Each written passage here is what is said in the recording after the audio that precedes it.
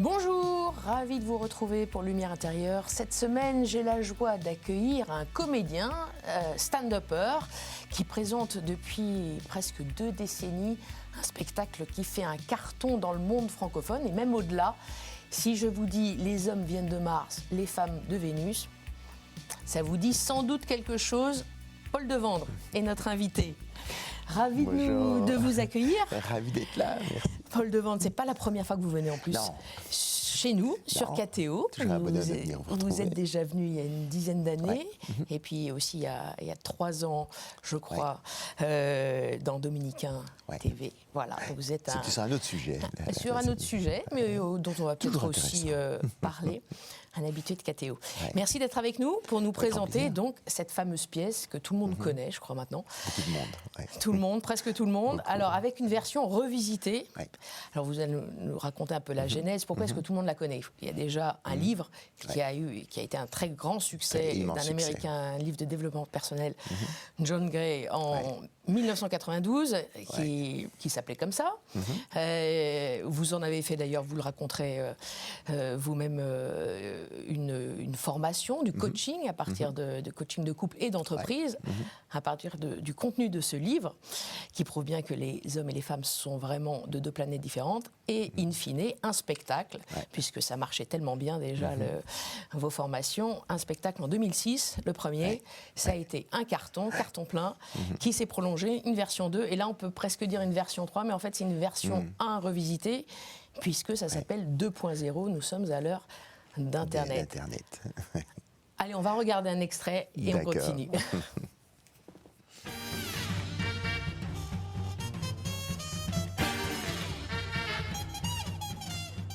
En fait, prenez cette soirée comme un stage de récupération de points. Plus 4 points en 1 heure, vous voyez, 1h30, ça vaut le coup quand même, non? Et en plus, c'est moins cher que le psy. Un homme ne galère jamais devant une machine. Il teste tous les programmes. On a déjà les canapés en cuir, le Thermomix. Si ça, c'est pas de l'amour. Dis-moi ce qui va pas, parle-moi, il faut qu'on parle.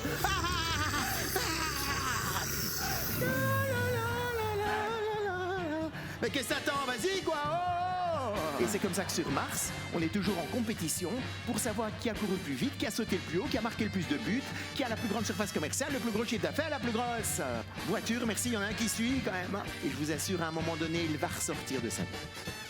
Il va avoir faim. Mais c'est quoi ce délire? D'ailleurs, en parlant de vacances, si vous voyez, mesdames, qu'il est en train de se concentrer sur la route, ne lui parlez pas dans ces moments-là. Il risquerait de vous reprocher d'avoir loupé la sortie de l'autoroute. Perdez pas votre temps à caresser les cheveux pendant des heures. Tu te fous de ma gueule ou quoi? Ouais, je suis fort. Donc voilà, la version revisitée 2.0, actuellement à Bobino, depuis quelques jours, et puis vous repartez en tournée. Voilà, j'ai beaucoup parlé, on vous a vu. Alors, quel est le grand changement dans ce spectacle 2.0 ? Les détracteurs de Mars et Vénus ont tendance à dire c'est un peu caricatural, on met les hommes d'un côté, les femmes de l'autre et tout. Et donc ici, j'ai vraiment insisté sur l'idée que c'est pas les hommes et les femmes, c'est les parts masculines et féminines qu'on a chacun de nous. Parce qu'on a tous du masculin et du féminin en nous dans des proportions différentes. Et donc je crois que cette version 6, j'ai vraiment été là-dessus parce que les jeunes le vivent beaucoup plus fort aussi, cette dualité qu'on a en nous. Ils vivent beaucoup plus ensemble. Moi, je me souviens quand j'allais à l'école chercher mes enfants, j'étais le seul père il y a 30 ans. Je devais être un des seuls pères qui allait. Maintenant, c'est assez courant. Donc, il y a des vrais changements sociétaux, mais en même temps, je pense que c'est important de garder ce bilinguisme masculin-féminin, de comprendre les deux manières de fonctionner. Pas pour dire qu'il y en a un qui ne fait que les femmes ne font que le féminin et les hommes que le masculin, mais c'est 2 langages différents. En Belgique, on connaît l'importance d'être bilingue. Et donc, ce que j'essaie, c'est d'enseigner le bilinguisme. Je n'ai pas dit que vous étiez belge, effectivement, mais on va en parler. Tout à fait, oui. Vous êtes bilingue, d'ailleurs ? Oui, avec un peu plus. Mais donc, c'est important de comprendre plusieurs langues. C'est pas pour mettre les gens, mettre qui que ce soit dans une case, mais en fait, c'est pas pour se définir soi, c'est plutôt pour comprendre un comportement qui n'est pas toujours le sien. En fait, c'est plutôt dans cet esprit-là que j'ai travaillé cette mise à jour 2.0. Mais on voit bien quand même les différences, même en couleur. Hein, le rouge pour le masculin, les hommes quand même, Mars, et le vert pour le vert d'ailleurs. Pourquoi le vert? Vous n'avez pas fait cliché là, pas rose et bleu. Mais parce que Mars, l'idée c'est aussi la planète, c'est le dieu guerrier et tout ça, la planète rouge. Et le vert parce qu'il y a une comparaison que je fais sur le Vénus fonctionne comme un jardin. Et donc voilà, j'aime bien la couleur verte. Mais c'est pas non plus les feux verts et le feu rouge où il faut y aller ou s'arrêter. Non, il y a plein déclinaisons possibles sur les couleurs. Ouais. Est-ce qu'il y a vraiment des enrichissements quand même par rapport à la version antérieure? Oui, enfin, c'est compliqué. Et notamment en 2.0. Ouais. C'est vrai, j'y étais. Vous ne parlez pas des sites internet, de rencontres ou les nouvelles façons de séduire ou avec l'arrivée de l'intelligence artificielle, du web non-stop, etc. En fait, mon approche, c'est pas d'expliquer la relation ou la rencontre, c'est de dire quand on est ensemble, comment on fait pour continuer à vivre ensemble. Et donc c'est pour ça que je n'aborde pas les questions de rencontre, les ruptures ou les familles recomposées. Enfin, il y aura encore plein de sujets qu'on peut évoquer, mais qui sont plus dans des niches. Voilà, ou pour les prochains spectacles, mais je les vois plus comme une niche. Ici, ce que j'essaie vraiment, c'est de reprendre la base, la base de ce que l'on est quand on est en couple, comment on fait pour vivre ensemble. Alors, je l'ai adapté, il y a des choses qui restent immuables, effectivement, et puis aussi, mais j'ai adapté à travers les exemples. Par exemple, il y a 15 ans, je parlais qu'un homme se perdait jamais en voiture. Maintenant, ça n'existe plus parce que tout le monde a un GPS. Donc il y a des exemples qui étaient un petit peu obsolètes. Il y en a d'autres aussi où je reprends qu'un homme est plus enclin maintenant à lancer une machine, par exemple, de linge. Mais c'est pas parce l'erreur qu'on peut parfois faire, c'est de dire, en fait, on serait égaux si on est égaux dans le partage des tâches ménagères. Pour moi, évidemment, enfin, ça fait partie d'un accord à avoir entre soi, mais c'est pas le fait de faire les tâches ménagères ou non, c'est la manière de le faire qui va poser problème, ou qui risque de poser problème ou frustration. Je commence dans le spectacle en disant qu'il y a 2-3 générations, aucune femme n'aurait imaginé reprocher à son mari d'avoir utilisé la mauvaise éponge pour faire la vaisselle parce qu'il ne savait pas être la cuisine. En fait, chacun vivait dans son monde. Aujourd'hui, on vit ensemble, ce qui est une bonne nouvelle, mais il faut aussi comprendre justement nos manières différentes de fonctionner pour avoir du plaisir à être ensemble plutôt que d'être énervé quand l'autre fait quelque chose qui ne nous plaît pas. Le monde a quand même beaucoup changé, même entre le premier spectacle et aujourd'hui. Est-ce qu'on ne vous reproche pas parfois justement d'utiliser des stéréotypes davantage aujourd'hui qu'auparavant, puisque maintenant on utilise des termes comme genré, c'est très genré, etc. Ouais. C'est le cas ou pas? Moi, je ne veux pas faire c'est pas un spectacle sur un débat sociologique ou de la manière dont ce qu'il faudrait que la société soit ou ne soit pas ou devrait être. Moi, je pars du quotidien de chacun, enfin de la toute grande majorité des gens, et je dis voilà, avec ce que l'on est aujourd'hui, comment est-ce qu'on peut faire pour vivre ensemble de la manière la plus paisible et la plus sympa possible. Si dans 50 ans, et je suis le premier surpris que le spectacle continue à avoir le succès qu'il a, parce que ça correspond à ce que les gens vivent. C'est pas moi qui le décide, c'est pas le.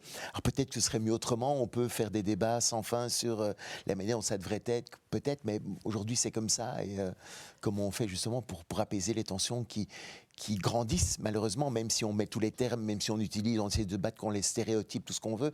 Moi j'ai l'impression parfois qu'on est en train d'enfermer les gens de plus en plus dans une case plutôt que de les libérer en les enfermant dans des non-stéréotypes ou dans des... Il faut déconstruire. Pour moi, déconstruire, c'est tout aussi un stéréotype que d'être ce que l'on est aujourd'hui.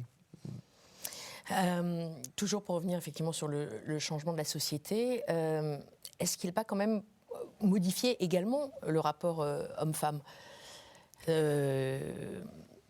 même dans l'intemporel? Modifié dans quel sens? Enfin, là, vous le disiez, il y avait des exemples sur la machine, sur la machine à laver que hommes et femmes peuvent utiliser. Mais il n'y a pas des changements plus profonds sociétaux et en lien aussi avec les nouvelles technologies, le fait qu'on communique beaucoup moins, La femme aime la communication, vous le dites dans votre spectacle. Là, on est dans un monde où il y a une autre forme de communication qui est devenue omnipotente, à savoir la communication par les réseaux sociaux, par Internet, mais peut-être pas une communication réelle en face à face. Et ça aussi, ça affecte peut-être les couples encore davantage. Ça les met sous tension, vous parliez de tension. Ça peut. J'interroge. Oui, mais quand on voit des couples dans des restaurants maintenant qui sont tous les deux sur leur portable, ça peut faire un petit peu peur de se dire où est la communication là-dedans. Mais je crois que ça vient justement plutôt d'une société qui nous a parfois un peu monté l'un contre l'autre. Et où on n'est plus dans une envie d'être ensemble. Et c'est sûr qu'il y a eu plein d'abus, il y a eu... il y a MeToo, Balance, enfin, il y a tous les scandales que l'on connaît, on ne va pas revenir dessus. Et donc ça c'est vrai, mais ça touche une minorité de gens qu'il faut condamner, évidemment, et donc à poursuivre absolument. Et en même temps, je me rends compte que ça crée des dégâts aussi sur la toute grande majorité des gens qui ont envie de vivre de manière apaisée leurs relations, qui sont prêts à faire tout ce qu'ils peuvent pour être bien avec leur mari ou avec leur conjoint, leur mari, leur femme. Et eux, ils ont peur aujourd'hui, effectivement. Ça, c'est peut-être le changement que je peux voir, c'est qu'on a un petit peu peur aujourd'hui. Il y a dans des entreprises, des hommes qui n'osent plus prendre l'ascenseur. S'ils sont seuls avec une femme, s'il y a une femme seule dans l'ascenseur, ils ne vont pas le prendre. Donc oui, il y a une certaine méfiance. Et moi, j'ai envie de participer à l'idée qu'on peut être respectueux l'un de l'autre, dans le respect de ce que l'on est, dans le respect de nos différences, mais avec une vraie complémentarité du masculin et du féminin. Et que vous montrez très très bien. Il y a le renouvellement des générations, mais j'imagine que vous voyez passer peut-être des couples qui étaient déjà venus vous voir il y a 20 ans, qui reviennent vous voir, peut-être pour confirmer un peu leur alliance. Et puis, c'est vrai que quand je suis allée vous voir, j'ai vu beaucoup de couples, et des jeunes couples aussi.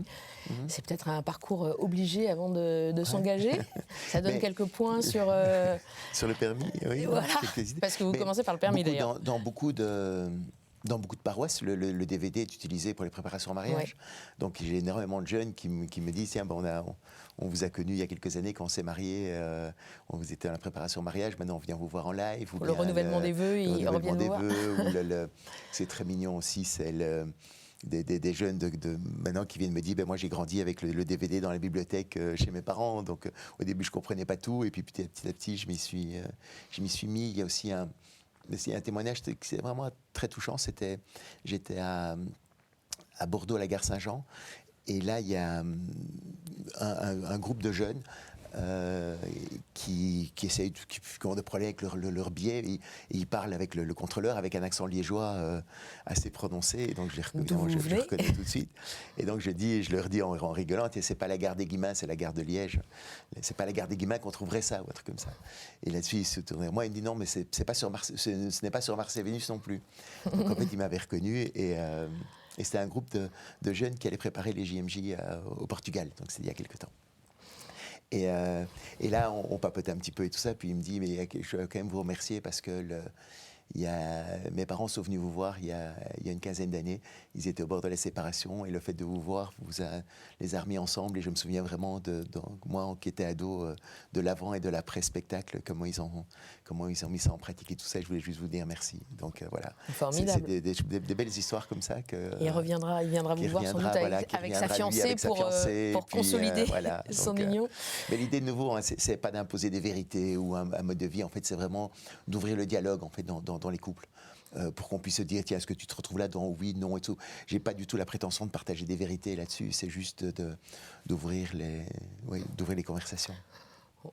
La plus grande vérité, ce serait quoi? S'il y avait 2 mots à retenir du spectacle et les 2 grandes différences, parce que c'est vrai que vous êtes comme un prof. Pour moi, dans les vérités, si on peut parler de vérité, c'est que une des erreurs majeures qu'on fait dans la relation, c'est de donner ce qu'on aimerait recevoir. Et ça, c'est un message vraiment fort que je veux essayer de faire passer, de faire prendre conscience aux gens que c'est pas parce que vous avez envie de quelque chose que l'autre a envie de la même chose. Et donc apprendre à essayer de donner ce dont l'autre a besoin plutôt que ce qu'on aimerait recevoir, pour moi, est vraiment essentiel pour créer une bonne qualité de relation. Mais sinon, dans les fonctionnements masculins et féminins qui sont en tout cas les plus importants à comprendre pour moi, c'est le fait que le masculin ne veut pas trop parler de ses problèmes, alors que le féminin a besoin d'en parler pour avancer dans sa réflexion.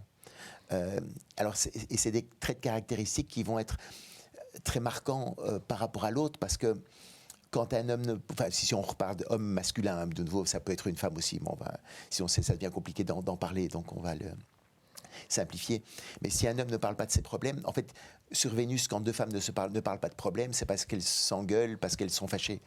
Et donc, quand une femme ne comprend pas cette différence de fonctionnement, elle se dit, mais qu'est-ce que j'ai bien pu faire pour qu'il soit tellement fâché sur moi qu'il ne veuille même plus me parler. Et donc, c'est pas, le silence de l'homme n'est pas un problème en soi. En fait, c'est l'interprétation qu'elle va faire par rapport à son propre fonctionnement qui va faire qu'elle va être très angoissée, qu'elle va vouloir absolument le faire parler, parce que pour elle, il y a un problème, alors qu'il n'y en a pas. L'homme est plus mutique à la base. Il attend aussi qu'on lui donne des ordres, des injonctions. Par exemple, il faut que tu passes l'aspirateur. Si on ne lui demande pas, il ne le ferait pas. Voilà. Alors, le truc aussi, c'est qu'il est... La communication n'est pas la même. La communication n'est pas la même. Et l'idée aussi, c'est que le mode de fonctionnement aussi est différent. Par exemple, c'est vrai que le féminin est plus attentif à la satisfaction du besoin des autres. Et donc, les femmes, naturellement, vont... Est-ce que tu as besoin de ça? Est-ce que tu veux ci? Est-ce que là, on peut le voir assez facilement, justement. Je me souviens quand s'il y avait des anniversaires, des goûters d'anniversaire ou quoi, ben les mamans se téléphonaient assez naturellement entre elles. Est-ce que tu veux que je passe chercher ton enfant ou je le ramène ou quoi? Enfin, on propose naturellement... Moi, jamais j'aurais imaginé... sauf si j'ai un problème, je vais demander donc, le féminin est plutôt attentif sans qu'on lui demande. Alors que le masculin, lui, il veut essayer de trouver ses solutions tout seul. Et donc, en fait, en masculin, entre nous... Un peu le rationnel et contre l'émotionnel. Oui, mais c'est aussi le fait que, pour un mec, c'est une forme de respect de ne pas proposer son aide à quelqu'un qui ne demande rien. Parce que ça voudrait dire qu'on pense qu'il n'est pas capable de résoudre ses problèmes tout seul. Et donc là, il peut y avoir évidemment, il y a un problème d'incompréhension justement entre les deux, parce qu'une femme attend qu'on prenne l'initiative, et souvent les hommes disent, si tu veux quelque chose, t'as qu'à me le demander. Il faut le demander. Oui. Pas faux. Les hommes viennent de Mars, les femmes de Vénus. Je vous propose de passer à la deuxième partie de notre émission. C'est celle où je m'éclipse et je vous propose 4 mots. Ça ne sera pas Mars et Vénus. Je vais être tout seul dans ma grotte. Voilà. À tout de suite, Paul Devendre.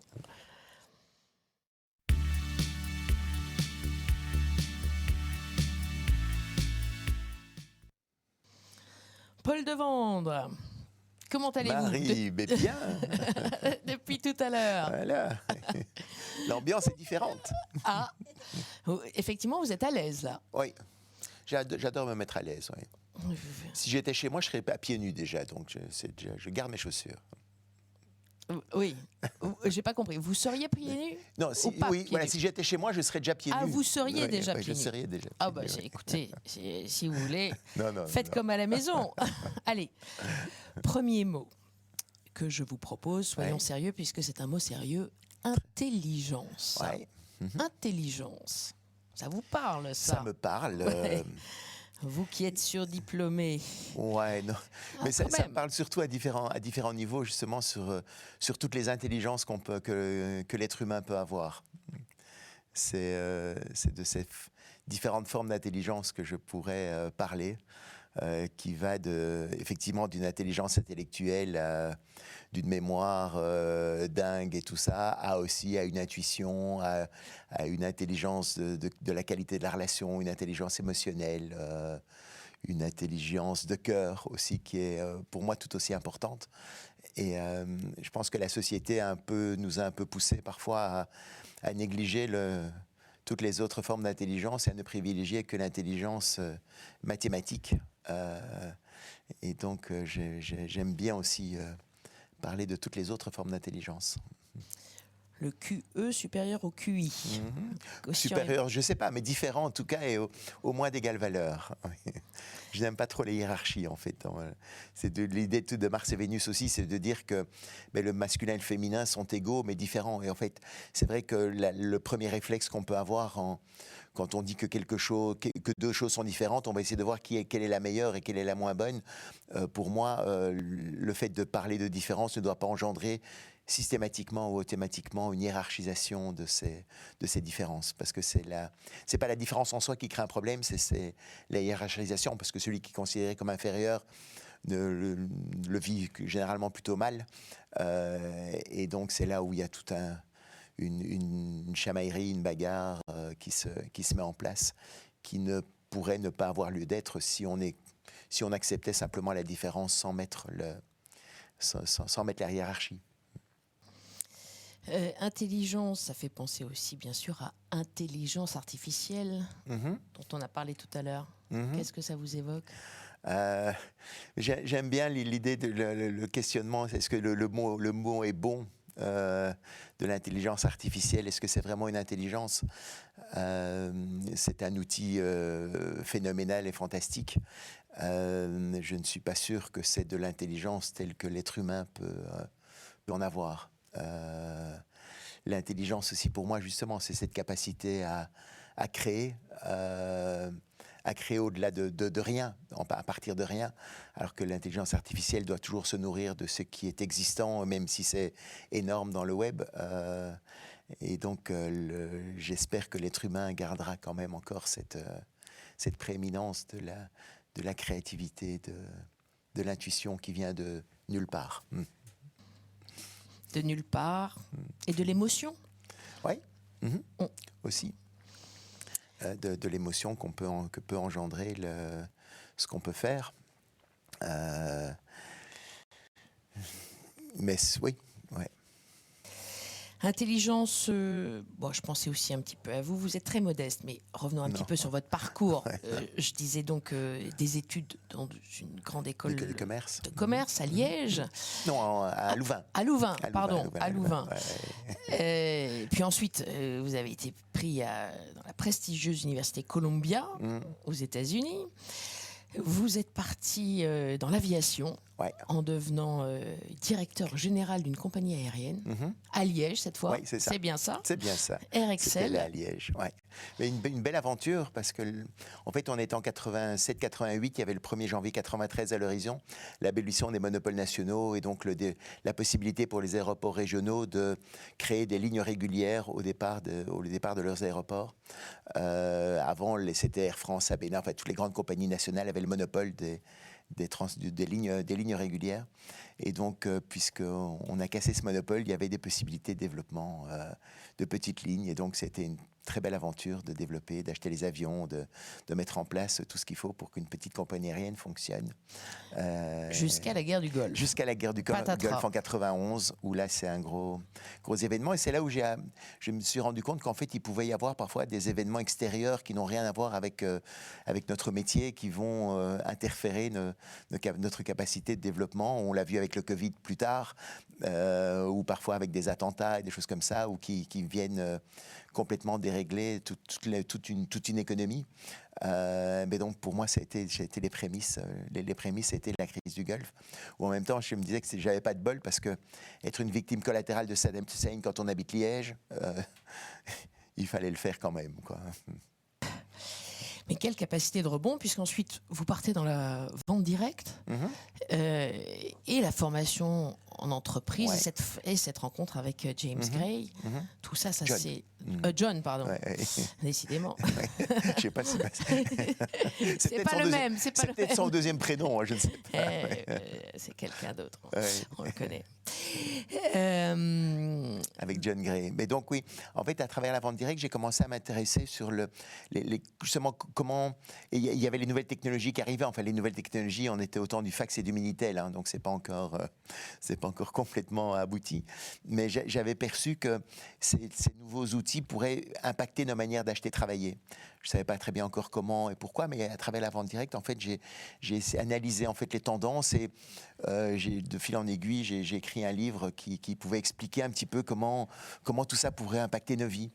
Et donc de là, voilà, je me suis intéressé à l'humain. En fait, je me suis demandé comment mettre un peu plus d'humain dans l'économie plutôt que de garder l'économie, de mettre l'économie au service de l'humain plutôt que l'inverse. Et voilà, donc je suis parti dans ce parcours-là. Et donc 2-3 ans plus tard, je suis tombé sur une conférence de John Gray aux États-Unis dans le cadre d'un cycle de formation. Et j'ai craqué, j'ai adoré ce que j'ai entendu par rapport à John Gray. Ça m'a vraiment parlé pour plusieurs raisons. La première, c'est parce que mes parents sont séparés à ma naissance et jusqu'à l'âge de 13 ans, je ne l'ai pas su. En fait, ma mère m'avait juste dit, papa travaille trop loin, il ne peut pas rentrer tous les soirs à la maison. Et donc, j'ai grandi dans un environnement où la communication n'était peut-être pas incroyable.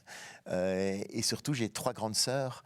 2 de mes sœurs étaient au courant, une de mes sœurs ne l'était pas. Mais donc, j'ai grandi dans un environnement très féminin avec ma mère et mes 3 grandes sœurs. Je voyais mon père venait le samedi après-midi, passer quelques heures et puis il repartait travailler. Mais, et donc, comprendre Mars et Vénus a été très important pour moi parce que je me suis dit, OK, je me sentais parfois différent dans ma fratrie, je ne savais pas exactement comment, pourquoi et tout. Et juste pouvoir mettre un mot là-dessus en disant, oui, voilà, j'étais juste un petit mec. Voilà pourquoi parfois je réagissais différemment ou j'avais une autre logique parfois. J'ai compris pourquoi. Donc ça m'a beaucoup touché. Mieux comprendre les femmes. Allez, je vous propose le deuxième mot, le mot bonheur, qui s'inscrit aussi dans votre parcours. Oui. Mais la recherche du bonheur est une chose qui est je pense que c'est inhérent à tout être humain.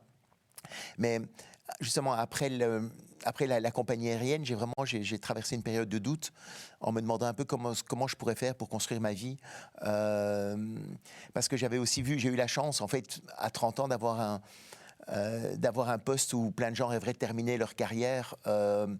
Et donc, j'ai vécu en accéléré en 4-5 ans, en fait, ce que beaucoup de gens peuvent peut-être vivre en plus longtemps. Et donc, j'ai fait ma crise de la quarantaine 10 ans plus tôt que tout le monde, peut-être. Mais donc, ça m'a vraiment interpellé sur la manière dont j'avais envie de construire ma vie. Et donc, c'est là où j'ai commencé à réfléchir, en fait, à toutes ces choses-là. Et à travers l'image d'un kayak, d'une rivière et d'un barrage, je me suis dont vous avez imaginé parlé ici, une manière, voilà, la parabole du kayakiste. La parabole du kayakiste. Et vous avez d'ailleurs qui est publiée maintenant dans votre propre maison d'édition, non? Qui s'appelle La Maison du Saint-Bernard. Non, La Maison du Saint-Bernard, c'était le premier livre que j'ai le premier livre que j'ai édité sur la vente directe. Ça s'appelait L'avenir de la vente multiniveau en Europe. Mais ce livre-là, je savais que aucun éditeur n'en parlerait parce que c'est un truc, ce type de vente-là n'était pas du tout en vogue et donc ça n'allait intéresser personne. Mais moi, je savais qu'il y avait il y avait des centaines de milliers de personnes qui utilisaient qui pratiquaient ce métier à travers quelques sociétés qui organisaient cette manière de fonctionner. Et donc, je me suis dit, je vais créer ma propre édition, comme ça, je vais vendre moi-même le livre. Je savais à qui je pouvais les vendre. Et donc, ça a été... je me suis créé ma maison d'édition pour parce que vous aimez les Saint-Bernard, d'ailleurs. On en voit un pendant le spectacle. Ouais. Et c'est vrai que quand j'ai lu que vous aviez cette maison du Saint-Bernard, je pensais qu'il y avait aussi un lien avec le bonheur, la générosité, l'altruisme qui vous caractérise. Oui, le Saint-Bernard, c'est les chiens que j'adore, ces chiens. On en a eu plusieurs. Et ce que j'adore, c'est qu'ils sont... Ils sont placides, ils sont gentils et tout, mais ils sont quand même un peu têtus. Ils ont envie d'aller au bout et puis ils sont là pour les autres aussi. Puis oui, c'est vrai qu'il y a tout j'avais passé une journée, j'étais monté un jour, quand j'avais 20 ans, une montée en pot de phoque au monastère. Et on avait passé une merveilleuse journée là-bas. C'est des souvenirs, des magnifiques souvenirs. C'est un endroit incroyable, ce monastère, oui. C'est ce qui définit le bonheur pour vous ? Qu'est-ce qui le définit le plus ? Pour moi, le bonheur, c'est la capacité à avoir une petite voix intérieure qui nous encourage. En fait, pour moi, c'est d'avoir vraiment une relation amicale et bienveillante envers soi-même. On est tellement habitué à se flageller, à se critiquer, à s'autodétruire soi-même. Pour moi, par rapport à tout ce qu'on a pu entendre, nos échecs, nos peurs et tout ça. Et je crois, pour moi, le bonheur, c'est de pouvoir, apprendre de nos erreurs aussi, mais être en capacité de rester bienveillant vis-à-vis de soi, quelles que soient les circonstances. Pas toujours facile. Non, non. C'est une recherche permanente. On y est. C'est pas facile du tout. Mais voilà. Et c'est un état, qu'on peut toucher de temps en temps et essayer d'y aller le plus régulièrement possible. Mais le bonheur n'empêche pas d'être triste, pour moi. C'est un. Comme par exemple, entre triste et malheureux, vous voyez, être malheureux, c'est un état permanent.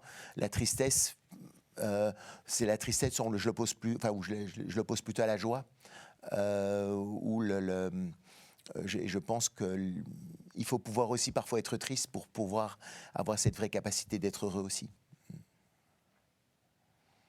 Un dualisme. Est-ce que le bonheur existe vraiment? Peut-être qu'on le saura bientôt ou le plus tard possible, mais il y a ma maman qui vient de décéder, et donc ça rejaillit aussi justement sur toutes les questions de la vie, est-ce qu'elle est plus apaisée maintenant, où est-ce qu'elle est, est-ce qu'elle a trouvé un vrai bonheur maintenant où elle est. Ça fait partie de toutes ces questions que je me pose régulièrement sur la vie. Si le bonheur au ciel est supérieur au bonheur sur terre. Et est-ce que la vérité existe vraiment? C'est mon troisième mot, regardez-le. La vérité. Vérité. Ouais.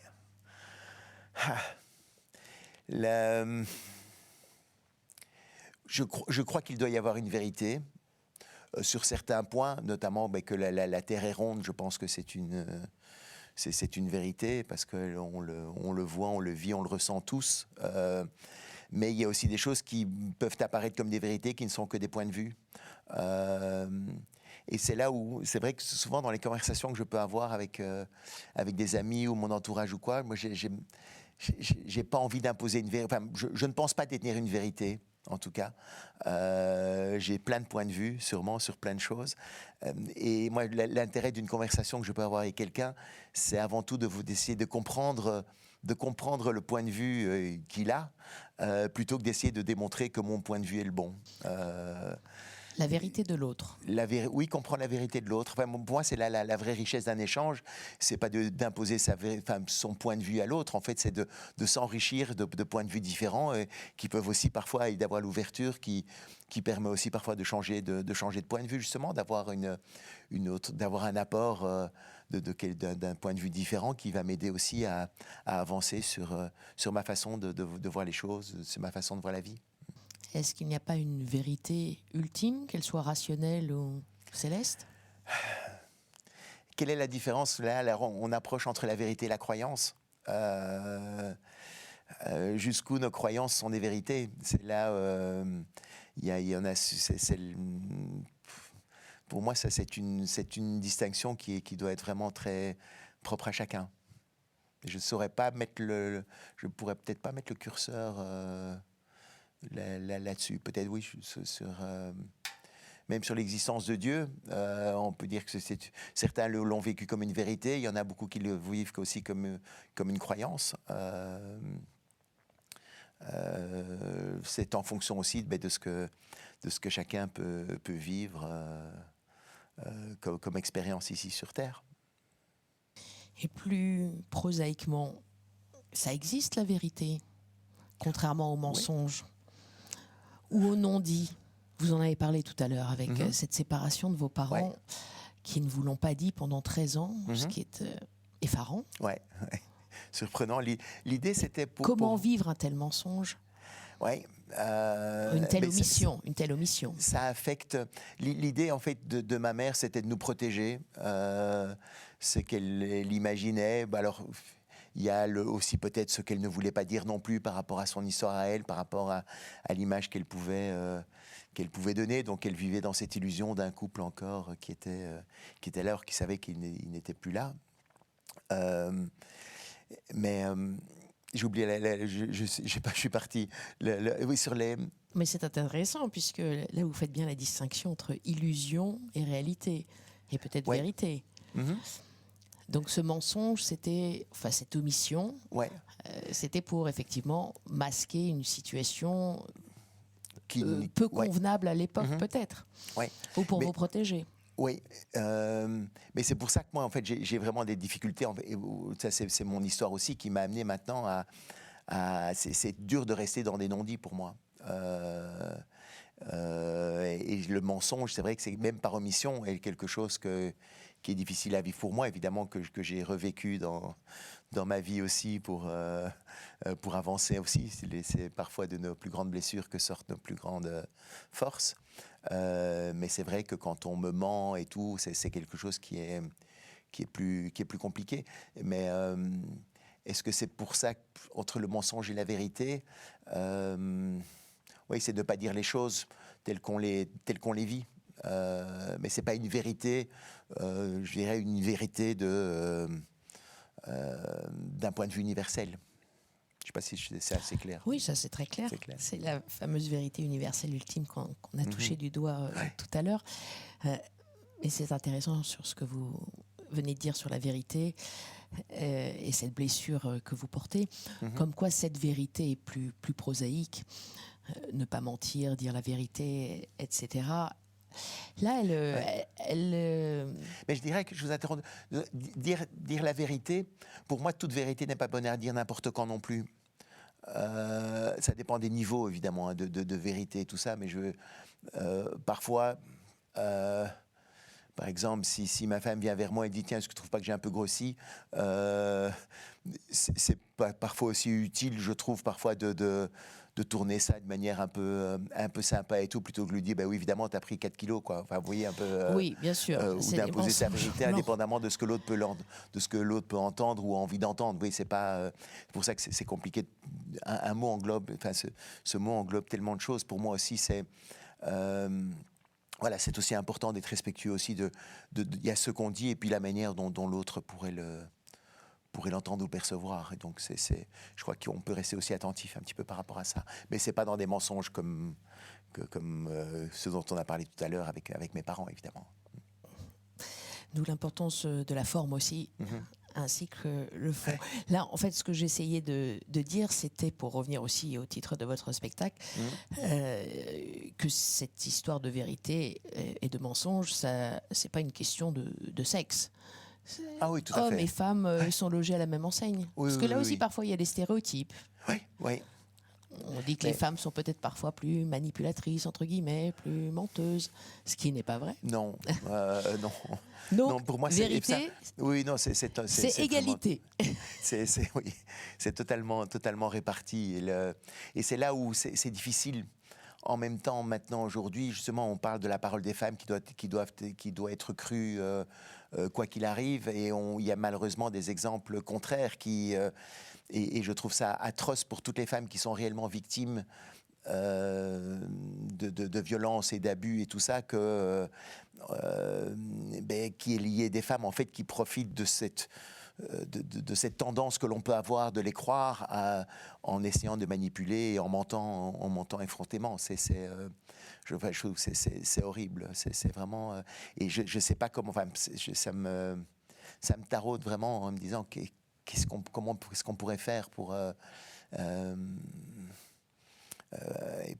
distinguer ces deux facettes-là de quelqu'un qui ment effrontément pour s'attirer un avantage et puis de quelqu'un qui n'est pas cru alors que elle a besoin du support inconditionnel de quelqu'un par rapport à ce qu'il a pu vivre. C'est horrible. Et parce qu'il y a parfois certains stéréotypes qui s'appliquent, mine de rien. Ouais. C'est là où il faut en sortir. C'est pas facile. Non. Nous ne sommes qu'humains. Allez, 4e mot. Tendons vers le spirituel. Ouais. Foi. Ouais. Vous l'avez. La foi, je l'ai. Mais justement, j'ai adoré dans Conclave en disant que il faut douter pour avoir la foi. Et j'ai beaucoup aimé cette idée-là, que la foi ne peut exister que si on doute. Et donc, et c'est parfois justement en opposition, je pense, à justement avoir une certitude. Si on a une certitude, on n'a plus besoin de la foi. Et moi, j'ai besoin de la foi quand même. Et c'est là où je crois en un Dieu qui est bon. Je ne crois pas toujours dans le Dieu qui nous amène les règles, etc. C'est plutôt, Dieu est amour. Pour moi, c'est la plus belle phrase qui soit. Est-ce que la disparition de votre mère que vous venez d'évoquer a-t-elle renforcé votre foi ? Non. Je la sens... enfin, ça reste dans l'ordre de ce que je vis. L'enterrement est demain, donc ça va être un beau moment. C'est dans l'ordre des choses, c'est un beau passage. C'est dans l'ordre des choses. Pour moi, j'ai perdu une nièce quand elle avait 20 ans, et là, c'est plus difficile parce qu'on peut être... Je sais que ma sœur est beaucoup plus en colère par rapport à ça, parce que c'est pas dans l'ordre des choses de perdre, d'avoir une de ses filles à 20 ans qui a un accident. Mais perdre sa mère à 95 ans, qui a eu une belle vie et tout ça, et qui est partie paisiblement, je trouve ça assez chouette. Ouais. Ça vous arrive de penser à l'au-delà, là où serait votre maman? Ça m'arrive... je sais que je suis parfois j'ai des difficultés à croire à l'enfer, en fait. Il y en a qui pensent qu'il existe totalement et tout ça. Donc moi, je vous dis, je suis plutôt dans l'idée que Dieu est amour. Et donc oui, les témoignages qui me touchent par rapport à cet au-delà sont dans l'idée d'un amour inconditionnel, d'être enveloppé dans une forme d'énergie d'amour qui est absolument incroyable. Et donc c'est dans cet esprit-là, que je suis. Mais je trouve qu'en fait, la question de la foi aussi, c'est de me dire, en fait, pour moi, croire aussi à ça m'aide à construire une vie plus joyeuse aujourd'hui. Je ne vis pas en me disant, il faut que je sois ci et là, parce que peut-être qu'un jour je vais aller, il faut que je mérite mon paradis. C'est plutôt être aujourd'hui de croire en l'humanité, de croire en l'homme, d'avoir cette foi-là, de croire en Dieu me permet d'être plus serein dans ma vie quotidienne aujourd'hui. Votre éducation catholique vous a aidé à croire cela, vous a structuré, ouais.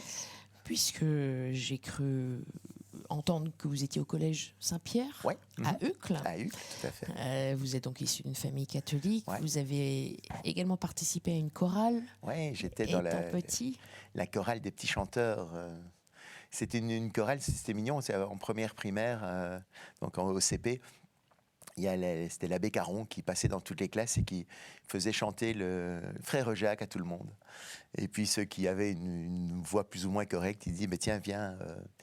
Et donc, en fait, on finissait à midi 10, à midi, à 16h l'après-midi. Et donc, on passait une demi-heure, on s'arrêtait, on passait devant l'église, on allait au jubé. Pendant une demi-heure, on chantait tous les jours, midi et soir. Et donc, on a chanté j'ai chanté les requiems de Mozart, les messes du couronnement, toutes les plus grands morceaux de musique sacrée, sans connaître le solfège. J'ai jamais appris le solfège et tout, mais on était, à force de répétition et tout ça, ça m'a vraiment donné oui, c'est des très beaux souvenirs de chants sacrés qui m'ont sûrement habité, oui, pendant l'Alléluia de Handel, c'est exceptionnel à entendre.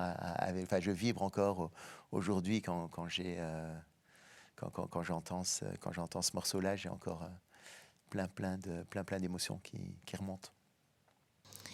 Cette foi occupe-t-elle encore votre vie ? Oui. Par des pratiques ou... Oui, dans les pratiques, oui. Et puis aussi au quotidien, les conversations que je peux avoir avec lui. Justement, cette bienveillance, cette idée justement de... Vous parlez à Dieu? Je parle, oui. Ou à ses saints? À tout le monde? À tout le monde. Vous avez un saint préféré ou la Sainte Vierge? Oui. Mais l'idée, c'est justement, pour moi, c'est d'apaiser de construire ce dialogue constructif envers moi-même, cette bienveillance envers moi, le pardon que je peux avoir, etc. Enfin, toutes ces choses-là. Et puis aussi la gratitude, pour moi aussi, c'est quelque chose qui est essentiel. La gratitude d'être vivant, de pouvoir admirer un coucher de soleil, de pouvoir parler avec des amis, de les retrouver parfois. Et aussi les hasards de la vie, j'en parle dans ma parabole du kayakiste. Pour moi, en fait, la vie est une rivière et on est à la recherche parfois, il y a des torrents, des rapides aussi, et puis parfois aussi, aux méandres, dans les méandres de la rivière, on tombe sur des paysages incroyables. Enfin, on peut appeler ça les hasards, le destin. Moi, ma vie était construite comme ça. La rencontre avec John Gray est totalement improbable. Le fait que je sois monté sur scène, j'aurais jamais pu le programmer comme un business plan. Oui, c'était une envie, voilà. Et puis les rencontres se sont faites de manière totalement surprenante. Donc voilà, c'est toute cette construction de la vie là aussi que je pense que on n'est pas spécialement tout seul. Pourquoi est-ce qu'à certains moments notre intuition va nous dire de tourner à gauche plutôt qu'à droite ou des choses comme ça. Voilà, je crois à quelque chose qui est avec nous, quoi, oui. Et qui vous a guidé dans votre chemin. Ouais. Et c'est là où c'est important dans les périodes de doute, aussi justement, ou dans les périodes d'échec, ou dans les périodes où ça va moins bien, de garder justement cette idée-là qu'il y a probablement quelque chose d'autre qui va arriver. J'aime beaucoup, je peux vous la raconter, c'est une histoire qui m'aide beaucoup. C'est un jour un fermier ouvre sa fenêtre un matin et constate que son cheval a cassé la clôture et s'est enfui.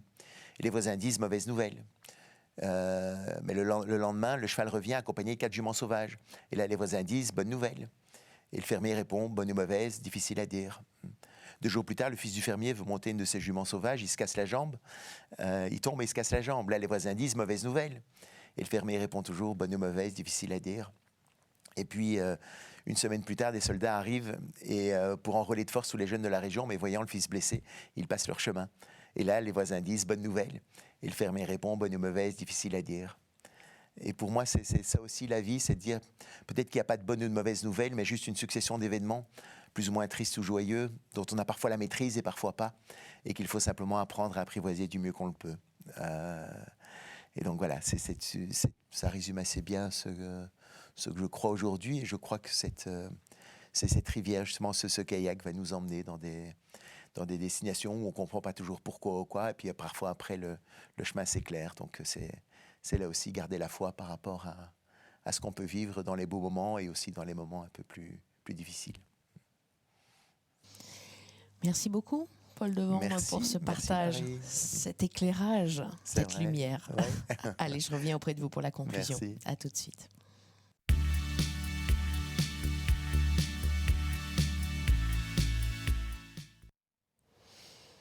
Paul Devendre, je suis de nouveau en face de vous. Vous n'avez plus vos pieds. Non, j'ai enlevé mes pieds. Merci beaucoup, comme je disais, pour ce partage. Condoléances aussi. C'est d'autant plus touchant, puisque c'est quand même une période particulièrement difficile, cette épreuve. Comment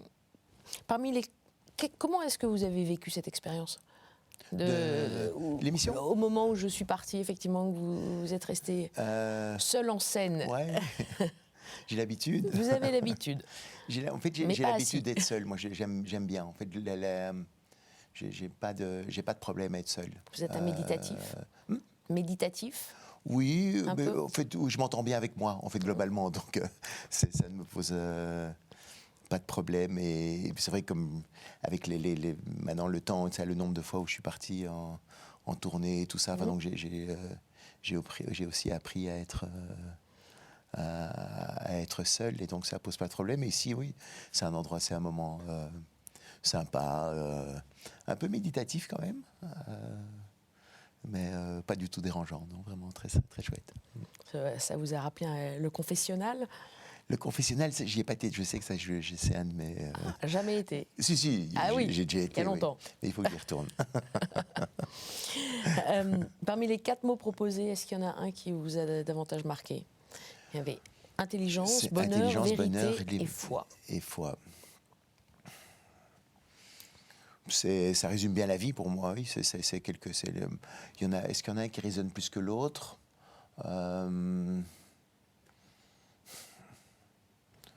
Non, on pourrait dire, est-ce qu'il y a du masculin et du féminin là-dedans? Qu'est-ce qui touche les polarités? Dans l'intelligence, il y a les deux, justement. Il y a le factuel et l'émotionnel. Donc, on va toucher le masculin et le féminin. Dans le bonheur aussi, la manière d'être heureux.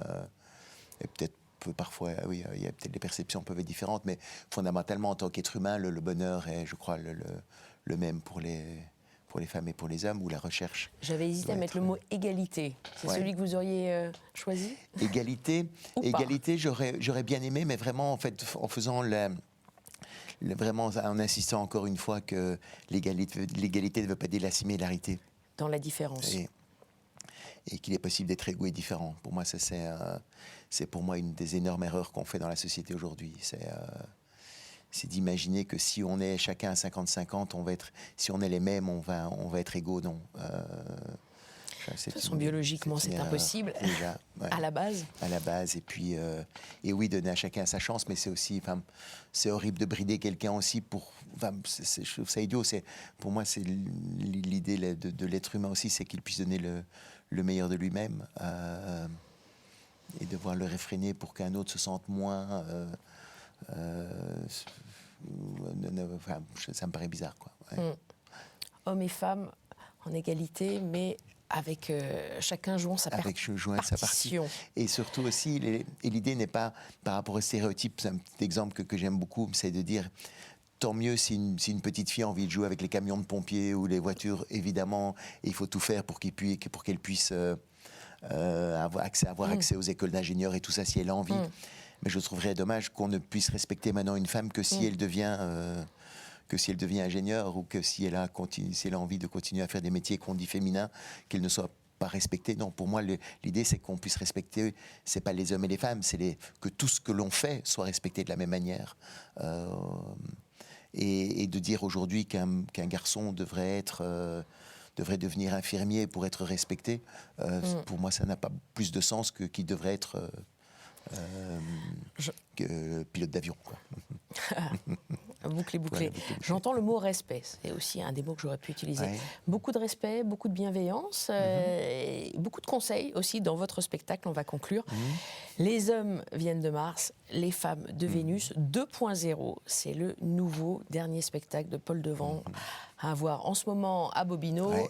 Et bientôt en tournée partout en France et même au-delà, parce que je crois que vous voyagez beaucoup au Maroc, au Canada, donc notamment dans les pays francophones. Merci beaucoup. Et je vais le faire en anglais. Et en anglais. Prochain projet. Ouais. Et en Belgique ou aux Pays-Bas, en néerlandais? In het Nederlands, ja. Natuurlijk. Il parle toutes les langues. Merci beaucoup, merci infiniment de votre présence. Comme d'habitude, vous savez où revoir l'émission, KTOTV.com. On se revoit la semaine prochaine. D'ici là, portez-vous bien. Bonne semaine.